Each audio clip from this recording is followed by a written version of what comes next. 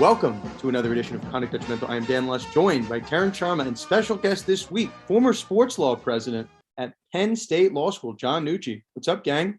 How's it going, guys? Our listeners will know Taryn well, and our readers of Conduct Detrimental will know John. John has published some of our most popular features on our website. It all started, I think, John, you were the first article of ours to exceed 1,000 views. That was your Conor McGregor article back in the day. And John, when you come in with some heavy pieces. You did one, I want to say about a week and a half ago at this point, on the PGA Tour, which I think has been kind of going underreported in our sports law circles. If you're a fan of golf or if you're a fan of sports law, or really just antitrust law, labor law, this is one you kind of have to follow. So John, we brought you on to talk PGA. We certainly have a number of topics that we want to cover with you today. So a little bit of a roadmap. We're going to talk some updates with respect to Russian athletes, with respect to the Russian and Ukraine conflict. We're certainly seeing that more and more bear out. We're going to talk the PGA Tour antitrust issues between this now competing venture over in Saudi Arabia. Comments from Phil Mickelson, Bryson DeChambeau. This is really escalating to a level that I think now demands the attention of the legal system. We're going to talk an update on the Trevor Bauer situation. We've covered that early and often. Did have an update this week that definitely went under the radar that we want to talk about. And last but not least, a story or a sport that we don't really hit that often, but we should, is the WNBA, a story coming out of New York with the Liberty. There's an interesting concept as we've been talking a lot about player rights. Certainly WNBA player rights maybe deserves some more attention. So we're happy to do that. Before we get into the substance, let us remind our listeners, this podcast is sponsored by Themis Bar Review.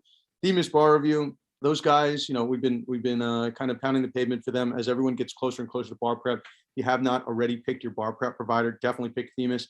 They're doing it differently. As people have been hearing more and more about Themis, that's maybe not just us, that's just Themis doing it differently and bringing an exciting new approach to bar prep. So definitely check out Themis. If you tell them you are a friend of Conduct Detrimental, or even listen, if you email us, you're like, Dan, what was that random promo code you keep reading? I can't remember. If you email me and you're like, can I get a discount with Themis? If you email me, I will hook you up. So it's the Dan Luss special. There is no promo code. It's just email me and I will hook you up. Let us get into the topic. So Taryn, let's talk a little bit about, how the Russian-Ukraine conflict is impacting our sports. We're not going to talk geopolitical politics. We'll let NATO do that. But we do want to talk about how this is impacting our athletes. Taryn, you are a fan of the Washington Capitals. It's a story that came across both of our feeds. What's the latest on what's going on in the National Hockey League with respect to the Russian conflict? Yeah, it's really interesting. So for the longest time, Alex Ovechkin has obviously been one of the faces of hockey. He's my favorite player because I grew up a big Capitals fan. CCM, which is one of his sponsors, has made the decision in light of the Russia-Ukraine conflict that they're not going to be using Ovechkin in their promotions, at least on an international level. So obviously the company recognizes that Ovechkin is not directly responsible, but I wonder how much the fact that Ovechkin has been tight with Russian President Vladimir Putin in the past has kind of affected how this company is deciding to use him as a spokesperson. I guess we're seeing this bear out, right? If you have a relationship with the Russian government in any way, shape, or form, you are going to have your sports interest affected. Look no further than Chelsea. Chelsea's now going up for sale because of their owner's ties to the Russian government, which, fair or not fair, it's what's happening. So we got to report it, call it as we see it. I mean, the other one, Taryn, maybe even not necessarily a relationship with Putin directly, but Nikita Mazepin, who's one of the two drivers for the Haas Formula One team, happens to be Russian, right? Other than being Russian, I don't think he's done really anything wrong. And I've been watching the news reports, which I'm sure most people are. I don't know how popular the war is within Russia. I don't, it seems like at best it's 50-50.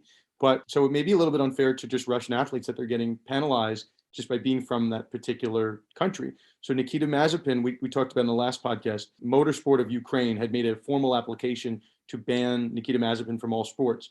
So I don't think Formula One as a governing body is going to listen necessarily to Ukraine's motorsport, just in terms of the hierarchy.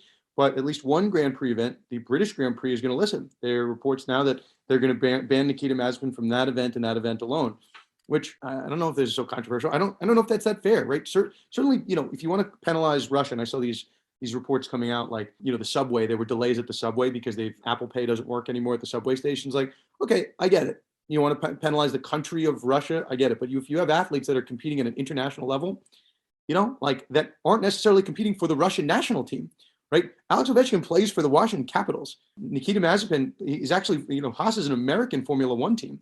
So he's not necessarily representing, like, again, if you want to penalize the Russian Olympic team, I totally get that. But these individual athletes that are not really playing in Russian sports, I don't know how fair that is. I get you want to put as much pressure as you can on Russia, but I don't know how fair that is. John, what are your thoughts on it?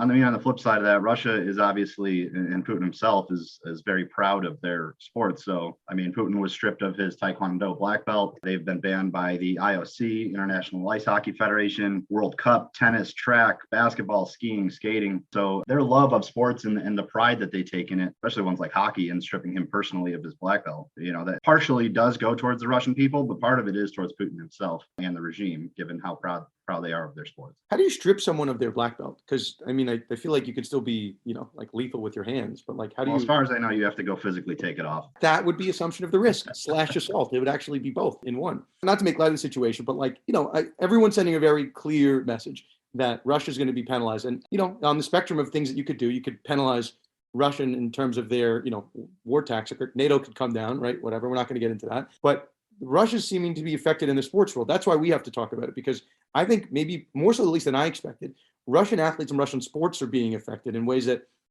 people are on the spectrum of where they want to penalize Russia. They're going all the way to the end. They want to penalize Russian athletes. Again, have nothing really to do with the conflict. Alex Ovechkin, last I checked, Taryn, and you could correct me if I'm wrong, has Alex Ovechkin publicly spoke in favor or against the war in any way, shape, or form? I think he spoke against the war, that he doesn't want to see any conflict. For instance, Thomas Tuchel, the Chelsea manager, was asked about this after the Carabao Cup final the other day. He was saying, like, I don't really have an answer for you. I'm not involved in this. And I think that, to some extent, sports and politics, they're going to be intermingled, but I'm not sure what exactly, if this is like getting us towards anything positive in terms of, even if Putin loves sports or which we know is true, I'm not sure if this is actually going to push us towards any sort of resolution or avoid further deaths and destruction. So we'll see. I saw a report, again, not to get too political, but that Russia has been planning for the Western world to boycott them for years. This was part of their plan. So just something to be mindful of. The other one that I saw, I just wanted to mention, Adidas has suspended its uniform deal with the Russian national football team. So like, at least me, right? And I'm not, who am I to say anything? But I get that. If you're supporting the Russian national soccer team, maybe it's not the best look to have Adidas's logo right next to it. I get that. But Alex Ovechkin, again, is playing in the NHL. He's not playing in Russia. He's not playing for the Continental Hockey League, the KHL. So I don't know. I don't know if that's necessarily fair. And Taryn, to your point, if he's speaking out against the war, the CCM, like they're not going to use Ovechkin as a goal. Like Alex Ovechkin is not, at least as far as I'm concerned, being promoted as a Russian athlete. He's being promoted as one of the greatest hockey players of all time. He happens to be from Russia. So I don't know if that's that fair, but certainly I get it. John, did you find something else out on this black belt stuff? Yeah, so apparently World Taekwondo, it's an honorary black belt. It was also given to Obama. So it's kind of akin to an honorary degree that they've kind of taken away from him. So it's not necessarily a Taekwondo test that he had to pass. It was just like I could basically get, it's like a knighthood. I could just be given honorary black belt. Correct. That's deceptive practices there. There might be some lawsuit there because I think we all assumed that was that meant he was lethal with his hands. But obviously, we're going to keep watching this Russian-Ukraine conflict, see how it impacts our sports. Again, keep a watch on the NHL. I think that's where we're going to see it the most. Okay, so keeping with this theory of international sports conflicts, certainly, the Russian conflict impacts soccer. It impacts the national teams. A country that we have not brought up at all on this podcast, and I did check the records. We do have listeners in Saudi Arabia. As interesting as that is, we do check the global heat map. We have been downloaded in that country. So for our less than 10 listeners in Saudi Arabia, get ready because we're going to talk about a topic that specifically impacts you. So the PGA Tour, John, this is why we wanted to have you on.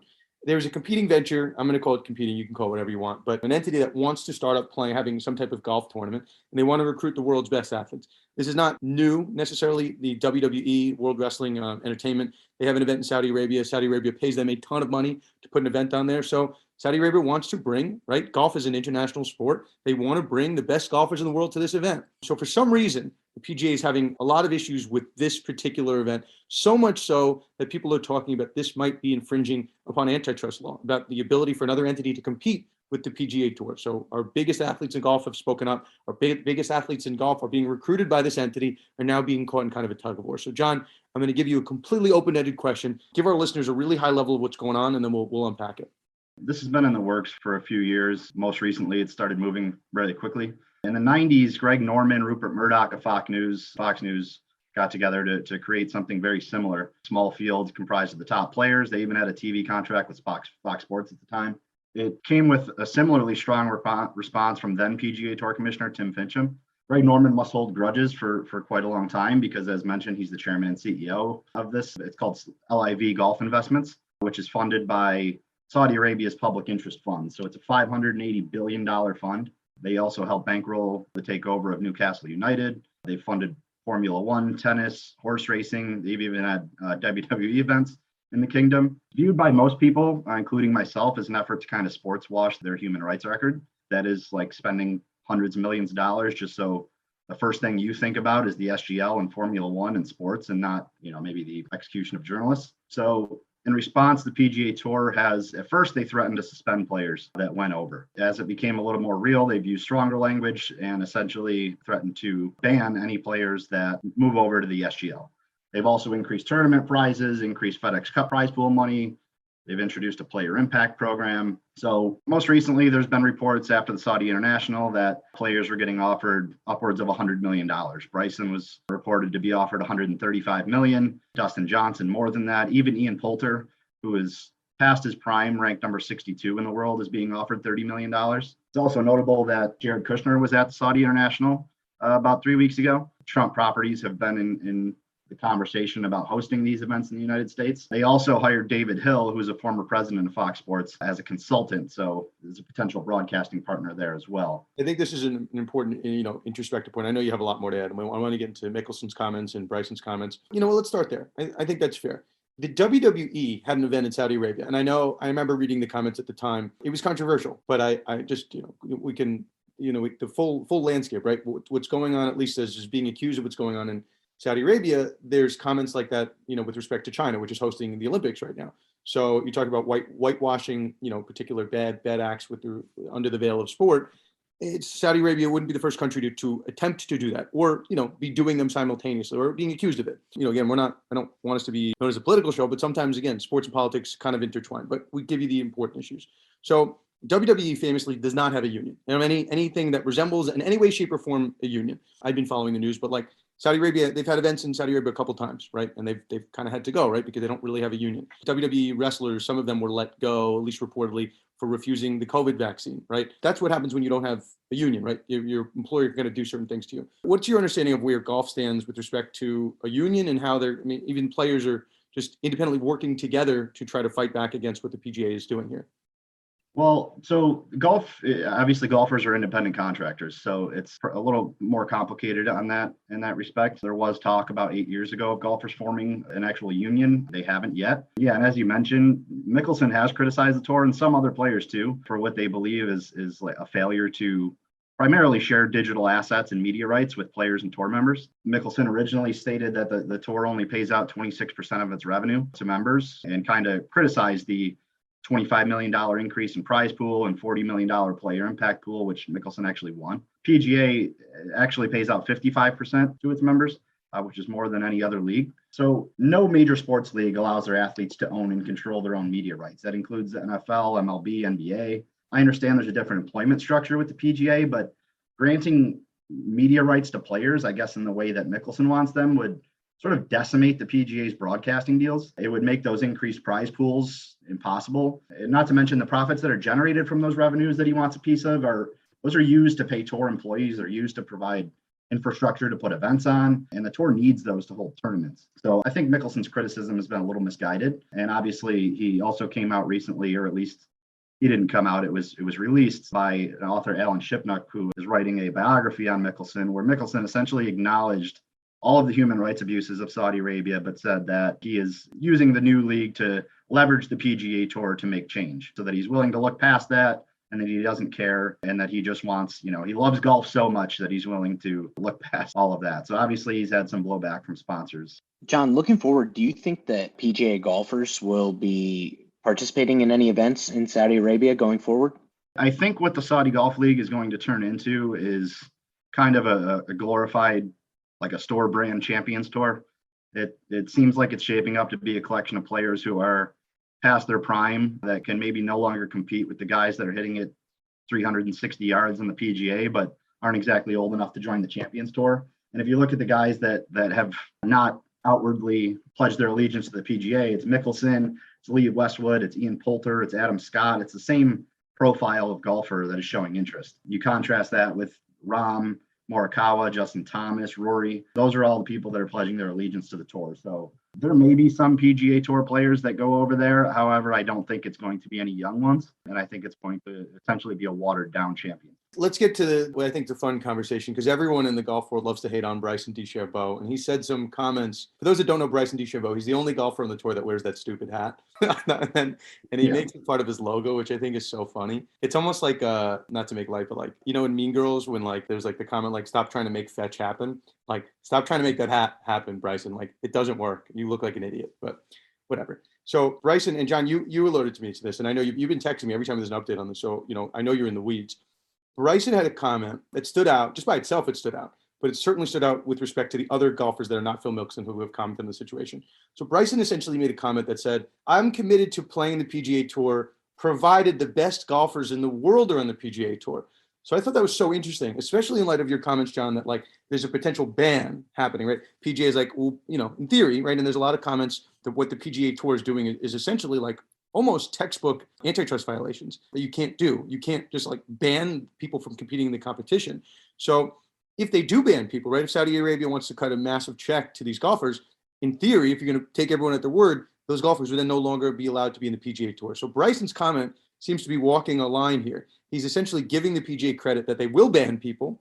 And he's saying, I'll stay in the PGA so long as they don't ban these people. So John, maybe you can unpack some of the comments from some of the world's top golfers and how Bryson's comments fit within that larger scope. Some of the guys were almost immediate in their pledge of allegiance to the PGA Tour. Others, I think, maybe wanted to hear what the SGL had to say. Bryson's comment was, like you said, essentially want to make it clear that as long as the best players in the world are playing the tour, so will I. That is a little open-ended. It's a little vague. Other guys, Dustin Johnson, he said, it's time to put speculation to rest. I am fully committed to the PGA Tour. Rahm has said, I am officially declaring my fealty to the PGA Tour, which I had to Google that word. Some sort of heightened allegiance. Morikawa, I've never thought about anything else. It's always been the PGA Tour. Rory has called Mickelson's comments asinine and ignorant. So there's a lot of strong comments. And then Bryson playing into the fact that most people don't like him as it is. Just, I'm not entirely sure why, but. No, I know why. I know why. What's that? The hat? It's the hat. It's the hat. He's going to ditch the hat. I feel like the hat is more of a branding decision than it is anything else. You know what it is? You know what, John? It is a branding decision, but it's a stupid branding decision. Let's put it at that. Brooks Koepka, who's one of the more popular golfers on the tour, he has his very famous spats with Bryson. So there is some distrust here. But yeah, I think it's funny to see golfers come out all sides of the spectrum. And then just in our normal world of employment, right? If somebody, another employer, waves a ton of money in front of you, maybe you'd be inclined to switch to that employer, right? It's just a normal thing that we think about in life. But John, you said this key word, independent contractors. That's the same conversation that we have in wrestling, right? WWE wrestlers are not employees. They don't get the same rights as employees. And golfers are that to some extent as well. But golf, it's this like kind of loose collection of talent. There's all these little tournaments that happen. There's all these private events that happen. So golfers much more closely resemble independent contractors than do wrestlers. Wrestlers only really compete within the WWE. Sometimes once in a blue moon, they'll be allowed to compete at some type of independent show or some show that's not affiliated with WWE. But that's very rare, and they need permission. PGA really hasn't been, like I don't know, my different country clubs will invite golfers to be at that event. They don't necessarily need permission from the PGA Tour, like at least as far as I'm aware.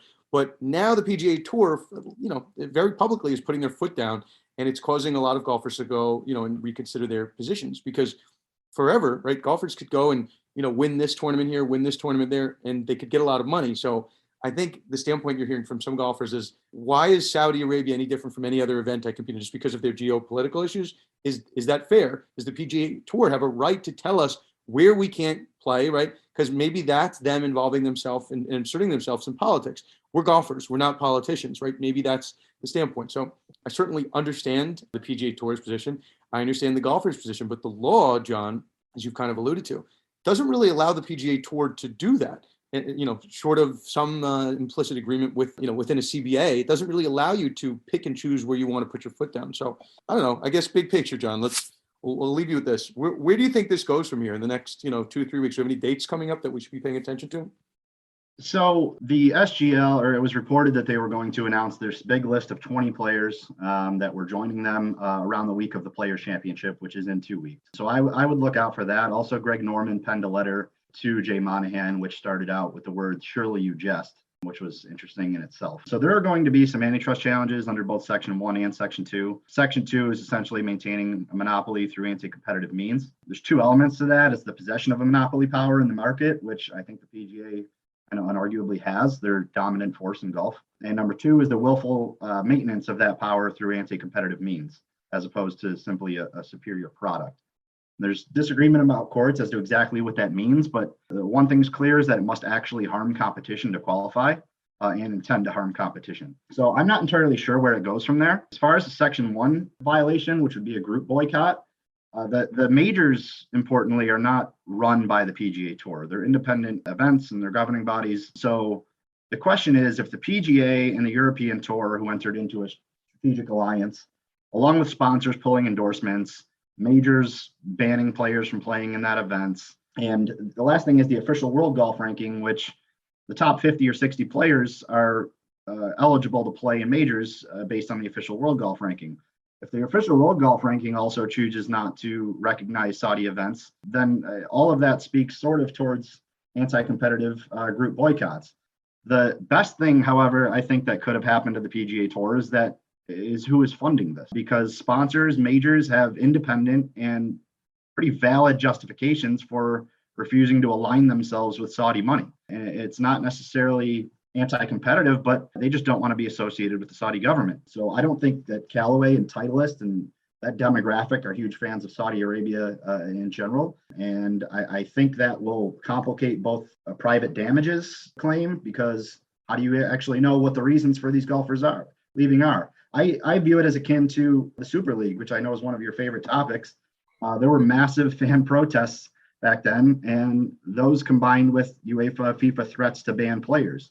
And it was like, which one caused the collapse? Because, if it was fan protests and it was backlash, which is similar to this case, maybe that isn't what caused it. But if it was the threats to ban them from tournaments and majors, then maybe it is. So I think there's a lot that's going to come out of this. It's funny you mentioned the Super League, and then we'll move on to Bauer. But we did one episode on soccer, and we did it a year ago, and people still bring up that episode to us, the Super League Symposium. We had a lot of fun with it. If we did a voting of last year's top episodes, like that wasn't really the most pivotal episode. We did Austin. We did a lot of big things. We had Brian Windhorst on the podcast. We're the Super League episode gets brought up a lot. When people are I love, I'll get messages on LinkedIn, I love the podcast. And I started listening to the Super League episode. I'm okay, I guess we got to find more international conflicts to bring people in. John, great stuff on the PGA. Let us transition to Trevor Bauer. So we talked about Trevor Bauer a lot. The last time we talked about it was probably last week. I'm losing track of the episodes at this point, but there's a couple episodes back. The DA's office comes out and they basically say, there's not enough for us to establish Trevor Bauer's guilt beyond a reasonable doubt. We're not pressing, there's going to be no charges against Trevor Bauer. And that comes on the heels of his victory at the domestic violence restraining order hearing. He avoided any type of domestic violence restraining order against this female accuser with these really kind of messy allegations of either consensual, non-consensual sexual assault. There's this really kind of weird gray area. All the while, Trevor Bauer has been on paid administrative leave for Major League Baseball, signed a huge contract, $30+ million average annual salary with the Los Angeles Dodgers, former Cy Young Award winner. So you have this incredibly talented baseball player who we'll just say is maybe not the most popular baseball player. Some people love him, some people hate him. But here's a guy who beat the civil case. He did. And then there's no criminal charges. So the next domino we were waiting for, our show, was a potential Major League Baseball either announcement on suspension or non-suspension. But we do have some interim news that came up. Friend of the show, Bill Shakin, who's been a guest with us before, actually on the Trevor Bauer story, had an article that came out Monday that went a little bit under the radar. But Taryn, can you fill our listeners in on the timeline of what we've learned on that? Yeah, like you mentioned, the last time that we heard in this Bauer case was the denial of that restraining order and then the subsequent decision that there weren't going to be criminal charges. So since then, his attorneys have filed in a court filing, and they've alleged that the accuser had planned this entire event for the purpose of seeking profit from this rough sexual encounter. And so they have asked the Pasadena Police Department to provide the woman's cell phone records, and that request has been pushed back obviously by the woman's attorneys as being like a method to continue harassing her. And this is 6 months after she was denied this restraining order. So they're asking to throw out this subpoena. The city attorneys are also asking Bauer to withdraw the subpoena based on a more of a public policy argument that they don't want future victims to be dissuaded from coming forward because they believe that the publicity of this case is going to do exactly that. So we're going to see whether that's going to be a conditional turnover or what's going to happen. So April 4th is when they're going to have a hearing on this subpoena. This topic is tough for me to talk about, because you and I, Taryn, are both San Francisco Giants fans. So I'm inclined not to like Trevor Bauer because he's a Dodger, but neither here nor there for purpose of this conversation. Obviously, it's very important for victims of abuse to be able to come forward and feel that they're safe to be able to do that. We've spent so much time on this podcast talking about the Washington football team, now Commanders, their former employees having a proper platform to come out and speak to what's happened to them. That said, there are people, and I'm not saying this is what happened here, but there are people that have in the history of the universe, the history of our country, made up claims in order to get some type of profit. I'm not saying that that's what happened, but that has happened in the world. I'm not saying it's happening here. Now, we weren't in the courtroom. We were reporting it secondhand, maybe even thirdhand from different reporters. The judge in this particular case, I'm going to directly quote from her findings in that domestic violence restraining order hearing. The judge there found that, I'm not going to say her name, but the Trevor Bauer's accuser was materially misleading. That's not me saying that. That's the judge saying that. And it was a female judge. It's not, it's all important for the purpose of this context. And I think that comment really kind of struck some people and it surprised me.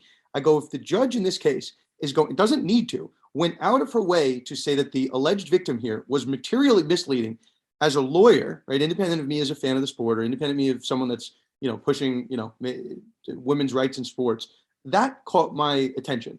That the judge here, a female judge, said that the female accuser was materially misleading. I'm like, okay. So, Trevor Bauer, he won his case. The judge said that the witness here, in some aspects of her testimony, was materially misleading. And the DA's office come out and basically said there's no charges because if they couldn't establish the burden in the civil court and this restraining order, they're not going to get beyond a reasonable doubt. It's too high. So I'm sitting here. Again, I'm not necessarily a fan of Trevor Bauer, but I am a fan of the law being applied properly and people getting due process. I'm like, okay, here is someone, Trevor Bauer, at least from his vantage point, and he came out with a statement that we talked about on the last podcast. Trevor Bauer said that he's trying to defend himself against claims that he believed were fabricated. The judge said that some of these claims were materially misleading.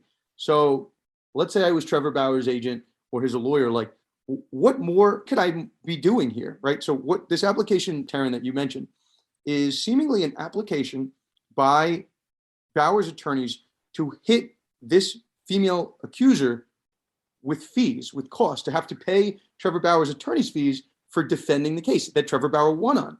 That's not such a foreign concept. Anytime in civil litigation, if you think someone brings a meritless claim, you seek sanctions, costs, fees. You want them to pay your legal bills. So let's just be clear. What Trevor Bauer is asking for is not really that crazy. Like, he won the case. The judge found that she was materially misleading, and Trevor Bauer wants to make an application for her to pay for his fees. It's not that crazy. And in order to get that, he thinks he needs records from the Pasadena Police Department. So I think the Pasadena Police Department might be right in their comments that this might chill some people to come forward with their claims. I think they're right. But that shouldn't really stop Trevor Bauer if he feels that this person made up the claim and he's going to rely on the judge's comments that they were materially misleading from having an application for costs and fees. So I get why the accuser here is opposing this. I get why the Pasadena Police Department is not really in support of Trevor Bauer's application. But like, can you really blame Trevor Bauer for wanting to defend his name? The guy at the end of the day has not played baseball, right? He's not allowed to play. He's on the admin list. So I think if you're Trevor Bauer's lawyer, his agent, I think you're saying to yourself, let's do everything we possibly can to clear Bauer's name. So, I don't know. It's not such a popular stance, but like, you're Bauer's agent, I think you got to be doing that. You're Bauer's lawyer. You got to be pushing the envelope here, right? You guys can tell me I'm wrong. I'm just trying to call a spade a spade. I agree with you that I think that it's like the unpopular view because, one, people didn't like Bauer already. And then the accusations were pretty heinous, and you see the pictures and all of it just looks so bad. But if the merits of that claim aren't being able to be proven in court, and in fact, it's completely the opposite way, materially misleading. My question for you is, in seeking these sanctions, typically it is is a person seeking sanctions, are they entitled to this level of discovery for these records outside of like a civil or a criminal trial? Because I think that that's what the city attorneys were kind of differentiating and worrying about the public policy ramifications. Yeah, not necessarily. Not necessarily. I mean, there's discovery that's within the scope of the case, but this case is, for all intents and purposes, done, right? The civil case was done. The criminal case is done. The only thing I've been on the record of saying what could happen is that the accuser now files a civil lawsuit against Trevor Bauer. You can't stop someone from filing a civil lawsuit. You can sue anyone for anything. There's no bar to the courthouse step. So this is discovery that's being sought, as far as I'm concerned, outside of the course of a normal lawsuit, right? This is almost like a subpoena for records or a Freedom of Information Act. It's separate. So if that's their argument against the release of the subpoena, like, that's fine. Again, not a popular opinion, and Mike, but at a certain point, we can't, based on who we find to be popular and who we like and who we dislike, that can't be a reason for allowing someone due process to the court. So again, like, I don't know. I hope I'm not canceled for this take, but I'm just like, at the end of the day, everyone is innocent until proven guilty. Some people are convicted. At the end of the day, we have to trust the legal justice system. You can have your opinions on Trevor Bauer with respect to this case. And I know those pictures you're talking about, we talked about in the last podcast. The pictures look really bad, but there was testimony back and forth. And I don't think there was a finding on this particular element, but there was testimony, or at least arguments from Trevor Bauer's side, that picture was doctored in some sense, like Photoshop. So like, all I can tell you is that, the female accused in the case, she lost. She didn't win. She didn't get the restraining order, right? There was no criminal charges. So everyone can buy it for what it's worth, but that was the argument set forth on Bauer's side, that the pictures were not representative of what actually occurred. So people can, it's not us to tell you who's right and who's wrong. We're just here to tell you that, we have a looming decision. So this is John, and I'll bring in on this, which is where I find to be the fascinating element of this. We just had a whole podcast, so people can listen to it, and people know my stance on Rob Manfred. I think Rob Manfred does a lot of things wrong in baseball, and his record, in addition to his mishandling of the COVID labor negotiations and the current labor negotiations, and his calling the trophy a piece of metal, he didn't really do a good job handling the cheating scandal. It's the sign stealing scandal, the Apple Watch scandal, whatever you want to call it, the overall cheating scandal. I think that was Manfred being hit with not being harsh enough on punishments. So Trevor Bauer has kind of pseudo been punished already. Guy hasn't played. So, he's been getting paid to not play. But I think there's a world where Manfred comes out, despite the results that we've had in the restraining order hearing, despite the no criminal charges, even if Trevor Bauer does get costs against the accuser in this case, right? Let's say Trevor Bauer wins all of the legal hearings, everything goes his way. I still think there's a world where Manfred comes in and tries to assess a punishment against Trevor Bauer, and that's going to be it's going to be a super conflict. So John, let me see. What do you think is going to happen between Manfred and Bauer here?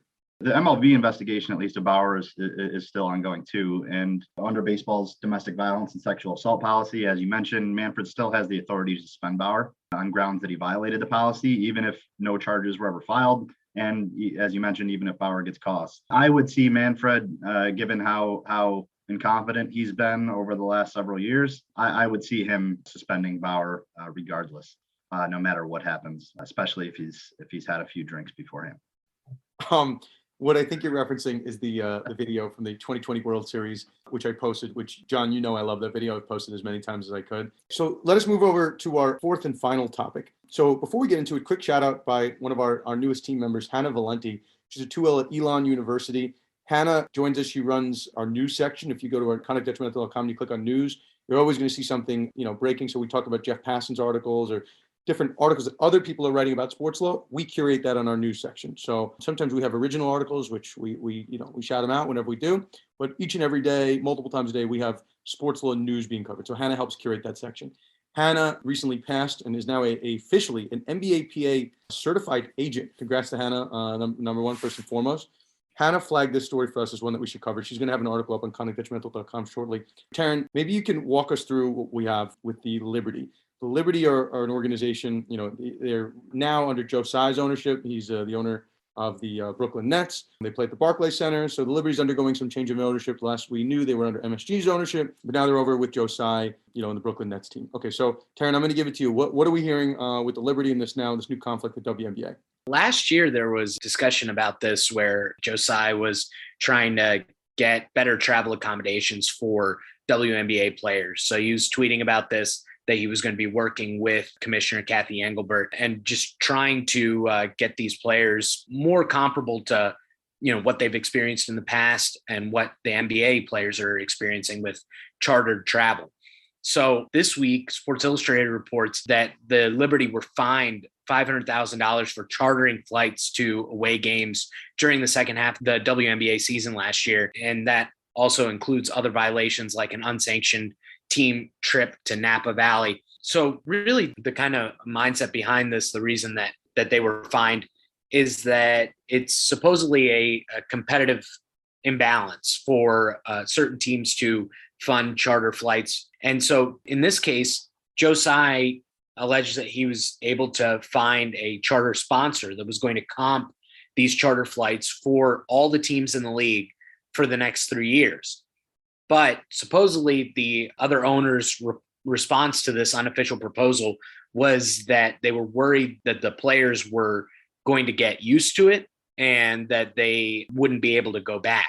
I'm just wondering what your guys' take on this is, if the blowback that the WNBA is currently suffering on social media is going to be enough for maybe this fine to be rescinded, and maybe most importantly for chartered flights to become the norm. John? So what this stemmed from, I think, was during the finals last year, 2021 finals, the league said that they would pay for chartered flights for the Sky and the Mercury to travel between Phoenix and Chicago. The leagues made other exceptions during the playoffs too. However, apparently under the current CBA, charter flights are actually banned for teams in order to maintain competitive balance, essentially because some owners may be willing to pay and some won't. But despite that, as you mentioned, Joe Tsai last year paid for chartered flights anyways. The league started throwing out threats of $1 million fines, loss of draft picks. I think they even mentioned termination of the franchise.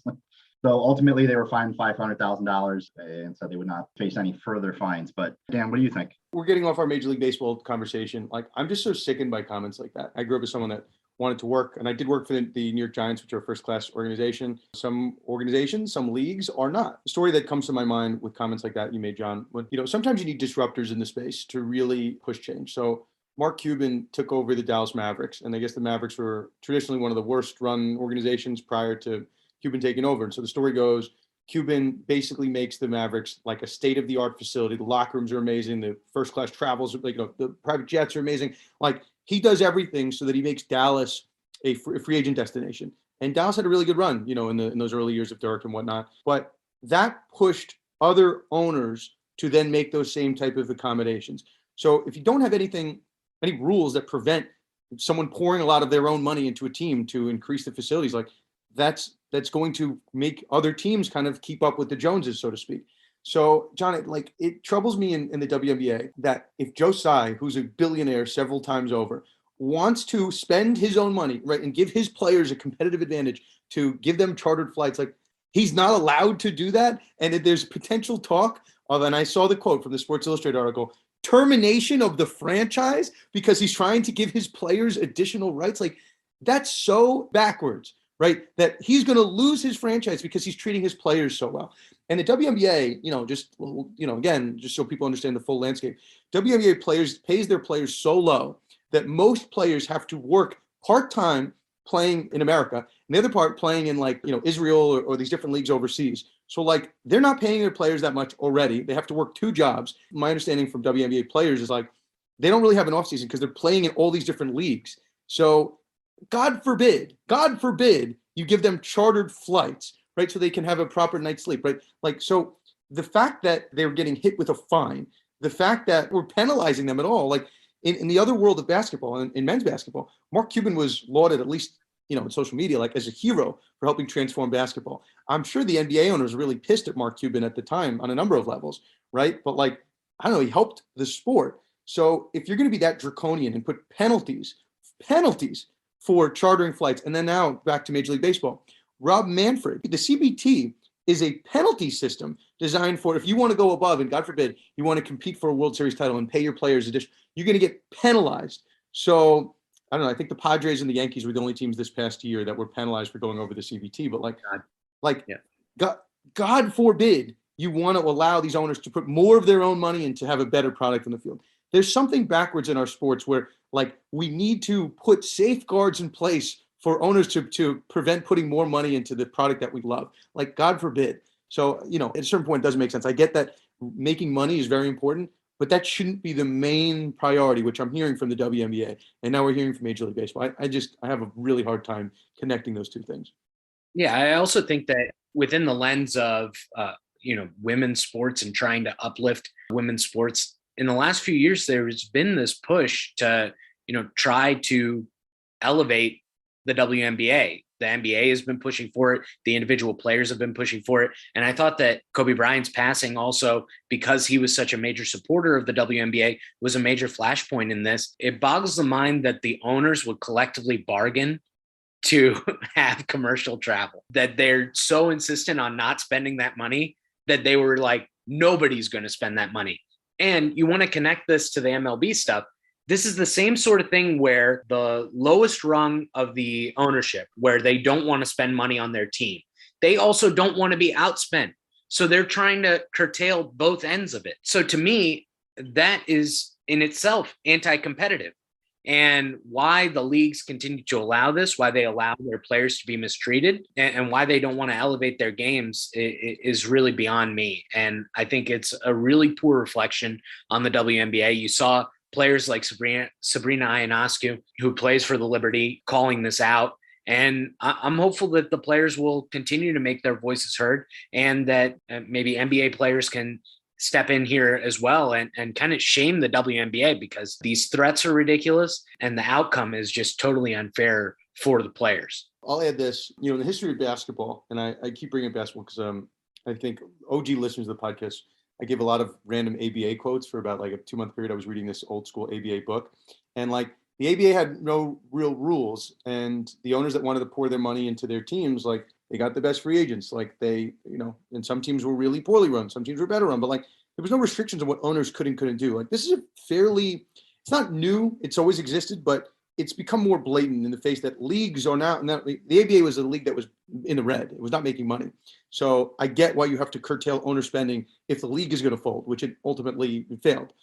But if the league is making, and this is maybe it's not for the WNBA, but our sports in general, if leagues are making tens of billions of dollars, right? And we talked about it in the last podcast, like revenue went up. I think the number was 40%, and the, competitive balance tax, basically the salary cap for purposes of baseball went up 18%. So like, you can't really hide it anymore, right? The leagues are making more money than they're paying the players, and that disparity keeps widening and widening. So why still is our number one priority for teams like, let's curtail spending? You guys are making a ton of money. You're making billions.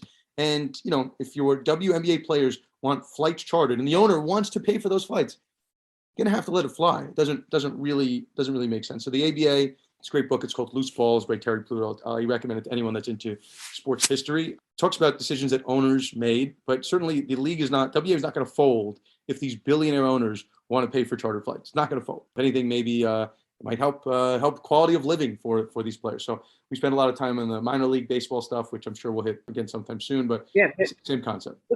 Maybe not even billionaire owners, even multimillionaire owners can charter flights. I'm sure that they're chartering flights for their own personal travel.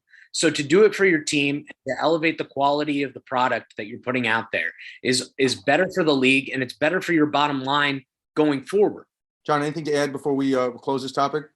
Yeah, I mean, you guys are spot on. And not only did they collectively bargain for it, but Liberty apparently made a proposal in a board of governors call to have chartered flights for all teams. And like you mentioned, Theron, to claim to have a path to get it comped for 3 years. The reason it didn't go through it is because it didn't have majority approval by the owners. So they're just not interested in anything but commercial flights.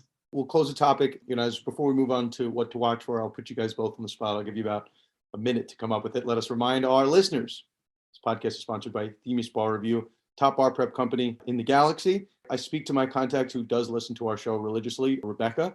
Again, I will remind you, if you do want a discount for Themis and you're like, what's that, con detrimental code those guys keep mentioning? If you want a discount at Themis, literally just DM me and we will make this happen. We do have special powers over at Themis. So those guys are the greatest and we're happy to support them. I know bar prep is a very scary time of the year. So John, I hate to do this to you. I know you're a 3L.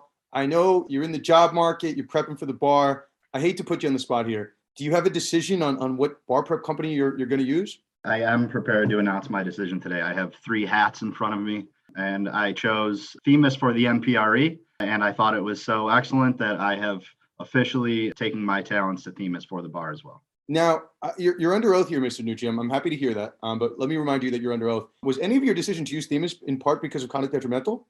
Of course. I mean, that was where I heard it, and I started looking into them a little bit more, and I thought it was not only the most effective, but it was the best deal as well. What's that random word that you looked up that the PGA used? Fealty. I have pledged my fealty to Themis. Yes. This is the word of the day, fealty, which I am not convinced is a real word, but we've used it twice, so now it exists. Okay, Rebecca, you're listening. You're listening here. Our listeners are choosing Themis, so we're continuing to rocket up the rankings of Themis, in terms of their favorite sponsors. I think we're one of two of their sponsors. So if you want to work with Themis, they're sponsoring UVA, the UVA softball tournament. So we keep plugging that. You want to go to UVA to play softball? It's the best place to play softball. So if UVA wants to sponsor the podcast, they certainly can. Okay, what to watch for? Taryn, you look really excited. Your beard looks beautiful. My what to watch for, Taryn, is your beard. I'm looking forward to watching that beard grow. Taryn, what is your what to watch for? My what to watch for is that Saturday is going to be super emotional day. Coach K's last home game at Cameron, taking on Carolina, and I think they said last night on the broadcast that there's going to be like 80 plus former Duke players that are going to be there. They'll be honored in a ceremony with Coach K on Coach K court. And listen, I've written about it as somebody whose parents came from elsewhere. It can be a little bit difficult to find identity in this country. And so I'm very grateful to Duke and to Duke basketball. It's something that I've always identified with as long as I've been watching sports. And Coach K has been such a major part of that. So I'm going to miss him a tremendous amount. The team is playing great basketball right now. I hope that they can keep that going on Saturday through these tournaments. Yeah, I'm not ready for the ride to be over. So that's what I'm looking forward to. John, your initial foray into what to watch for. What do you got? Mine is not nearly as impactful as that, but mine what to watch for is just this MLB labor dispute. The last one was 94-95, lasted 230 plus days, led to almost 1,000 games being canceled, including the World Series. A lot of fans didn't come back at that point, and that's why they started, maybe juicing the balls and the players to get the fans back. So my what to watch for, I guess, is kind of the impact of this, not so much in the short term, but also in the long term, and see how Rob Manfred can continue to harm baseball. My what to watch for, in addition to watching Terren's beard grow to its fullest form, there's this little dispute that I've really been following closely. I know it's not getting that much attention. It's really this Conference USA battle. It's being fought at the lower rungs of college football. I think everybody of college sports, but everybody cared heavily about the defection from Texas and Oklahoma over to the SEC because it was Power 5 going to Power 5. It was kind of interesting. SEC got really strong. But we've said, and we kind of banged that drum, that like you would feel conference realignment at all the other conferences, and it did risk the fabric of college sports. So now you had the Big 12 kind of fighting back to keep Texas and Oklahoma a little bit, and they kind of let them go. You have Conference USA really fighting to keep Southern Miss, Marshall, and Old Dominion. If you look geographically, and those schools they've announced their intention to go to the Sun Belt Conference. And the last time we were on the podcast, Conference USA had put out a schedule that said basically, even though Marshall, Southern Miss, and Old Dominion said they're leaving, we're going to keep them on our schedule. So then since then, Sun Belt came out with their own schedule and put Marshall, Southern Miss, and Old Dominion on. So you have two conferences that have put three schools on each of their schedules, which doesn't make any sense, right? And now you're running out of time to replace these schools in the various schedules wherever they are. And in-conference schedules are going to be very different, and whatnot. So you have this battle being fought in three different venues for Southern Miss, for Old Dominion, and Marshall. So you have a conference really fighting back and saying, hey, you didn't give us 14 months notice to leave. We don't have enough time to replace you. So we're going to hold you in the conference until we say that you can go. There's no amount of money essentially that'll let you out. A friend of the show, Amanda Kristovich over at Front Office Sports, I gave a quote to her on the story that she's doing. But it's not like Conference USA is like, a Power 5 where they make tens of millions of dollars, hundreds of millions of dollars over and over that they can just pay whatever schools they want to replace someone else. Once you're at the lowest, hopefully I'm not offending anybody at Conference USA, but like they're a lower division conference in college sports. So short of like taking schools from, like a lower level of college football, college sports, there's not really many replacements left. So you are threatening the fabric of Conference USA when Sunbelt pilfers from them. And then, Big 12 stole from the AAC, and then the AAC then turned around and stole from Conference USA. So, either we're going to see the destruction of these lower level conferences and we're just going to have a Power 5 that has all the teams, right? Or a Power 6 or a Power 7. But, the fabric of college sports is certainly changing when the rich get richer. And, when a Power 5 steals from another Power 5, one of the Power Fives has to steal from the mid-major conferences. So yeah, I'm watching this really closely. We'll see what comes of it. I don't know if it's popular. I'm kind of rooting for Conference USA. I don't love this musical chairs that's happening. If it's going to happen, you have to provide proper notice to your conference you're leaving. Just like, if you're leaving your employer, you got to give them 2 weeks notice, right? That's generally the rule. And if your boss doesn't want you to take the 2 weeks and they want you out the door the next day, that's also fine. But, proper code of conduct give them proper notice, 2 weeks, right? Sometimes 3 weeks, but we'll watch what happens there. Okay, so that'll put this episode in the books. Dan Wallach is at Wallach Legal. Myself, Dan Lust at Sports Law Lust. Taryn is at TK Sharma Law. John Nucci, former president, current 3L at Penn State Law. Thank you for joining us, John. Is at jnucci23 on Twitter. You can find his stuff at conductdetrimental.com. And for all of us here, Conduct Detrimental family, we will see you next time on another episode of Conduct Detrimental.